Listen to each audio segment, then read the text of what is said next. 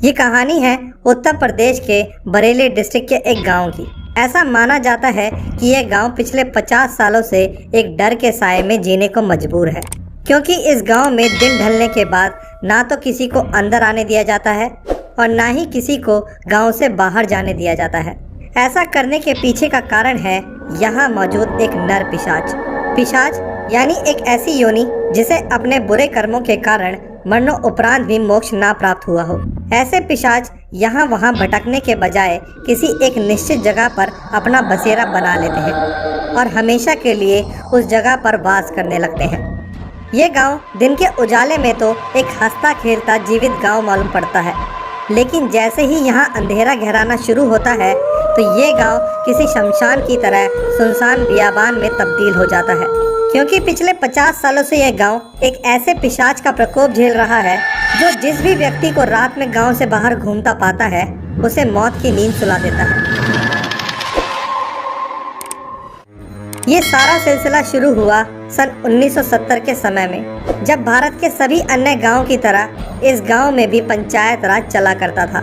इस गांव में सबसे आखिर छोर पर मकान था वहां के ठाकुर और पंचायत के सरपंच मान सिंह का। मान सिंह एक बेहद दुष्ट व्यक्ति था जो गांव के भोले भाले लोगों पर अपने पैसे और ताकत का जोर दिखाकर यहाँ के लोगों को अकारण परेशान किया करता था।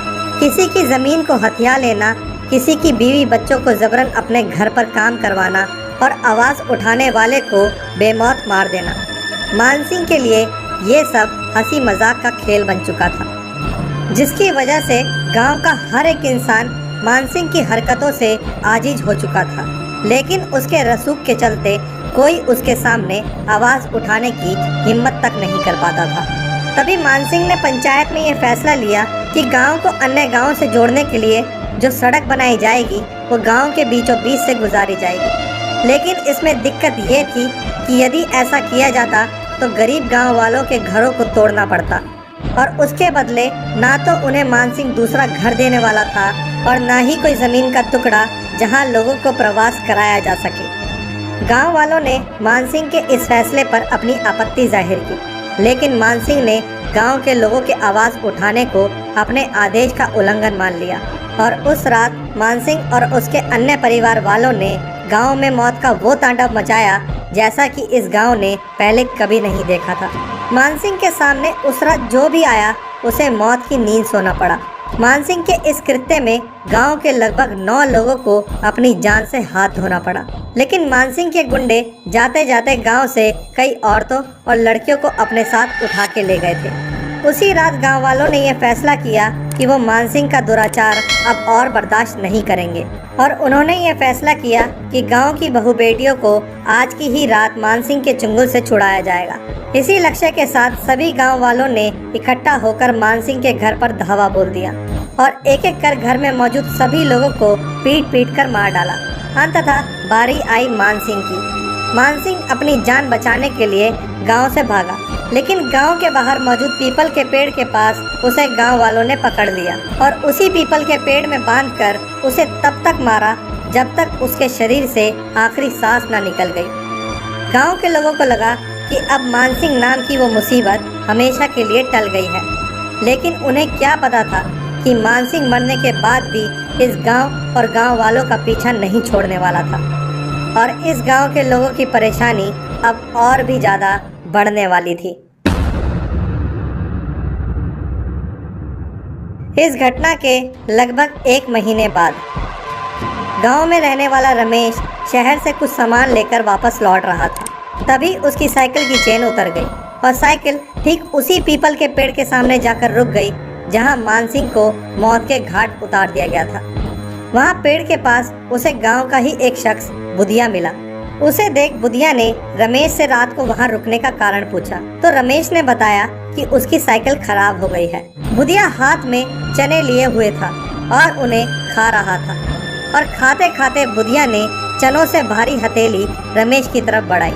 रमेश ने भी उन चनों में से कुछ चने खा लिए। चूँकि रमेश का घर पास ही था और साइकिल ठीक ना होते देख साइकिल को कंधे पर उठाकर वह गांव की ओर चल पड़ा। लेकिन कुछ ही दूर जाने के बाद रमेश ने जब पीछे मुड़कर देखा तो बुधिया अब वहां नहीं था। और थोड़ी ही दूर जाकर उसके साथ कुछ ऐसा हुआ जिसे देखकर रमेश डर से थर-थर कांपने लगा, क्योंकि वो सामने से फिर एक बार बुधिया को आते देख रहा था। बुधिया का रमेश से पहले वहां पहुंचना और फिर दूसरे कपड़े पहनकर वापस रमेश के पास आना ये असंभव था, क्योंकि गांव में आने जाने के लिए केवल एक ही रास्ता था। रमेश जो कुछ भी देख रहा था उसे देखकर बेहद हैरान और सकपकाए हुए था। जब बुधिया ने रमेश के पास पहुंचकर उसकी हैरानी का कारण पूछा तो रमेश ने उसके साथ घटित सारा वाकया बुधिया और अन्य गांव वालों को बताया। ऐसा कुछ इस गांव में पहली बार हुआ था, तो सभी के सभी डरे हुए थे और सभी लोगों ने सुबह मिलकर इस बारे में चर्चा करने का फैसला किया और सभी अपने घर को लौट गए। लेकिन रमेश बेहद डरा हुआ था, क्योंकि वो अभी अभी एक पैरानॉर्मल इंसिडेंट का शिकार हुआ था। रात को रमेश की बिस्तर पर लेटते ही आंख तो लगी, लेकिन उसे कुछ अजीबोगरीब अनुभूतियां होने लगी थी। उसे ऐसा लग रहा था कि मानो उसकी खाट खुद ब खुद उसे लेकर उसी पीपल के पेड़ के पास ले जा रही हो जहां उसके साथ वो घटना घटित हुई थी। साथ ही उसे एक बेहद डरावनी और शरीर में सिहरन पैदा कर देने वाली आवाज भी सुनाई दे रही थी, जो कानों में पड़ते ही दिल की धड़कनों को अनियंत्रित कर रही थी।